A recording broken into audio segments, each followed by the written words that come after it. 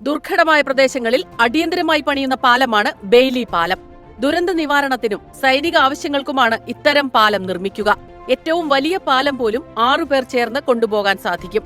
പാലത്തിന് 3 പ്രധാന ഭാഗങ്ങൾ: നടപ്പാതയും കൈവരികളും വലിയ തൂണുകളിൽ ഘടിപ്പിക്കുന്ന നീളൻ കമ്പികളും. മരങ്ങളും ഇരുമ്പും ഉപയോഗിച്ചാണ് ആദ്യകാലത്ത് പാലം നിർമ്മിച്ചത്.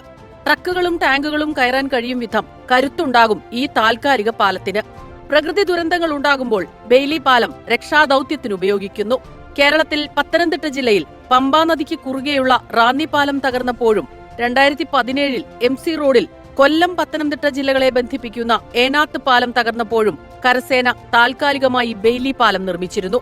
1942 രണ്ടാം ലോക മഹായുദ്ധകാലത്ത് സൈന്യത്തിന്റെ ഉപയോഗത്തിനായി ബ്രിട്ടീഷുകാരാണ് ബെയ്ലി പാലം ആദ്യമായി നിർമ്മിച്ചത്. പാലം നിർമ്മിച്ച ഡൊണാൾഡ് ബെയ്ലി എന്ന ബ്രിട്ടീഷ് എഞ്ചിനീയറുടെ പേരിലാണ് പാലം അറിയപ്പെടുന്നത്.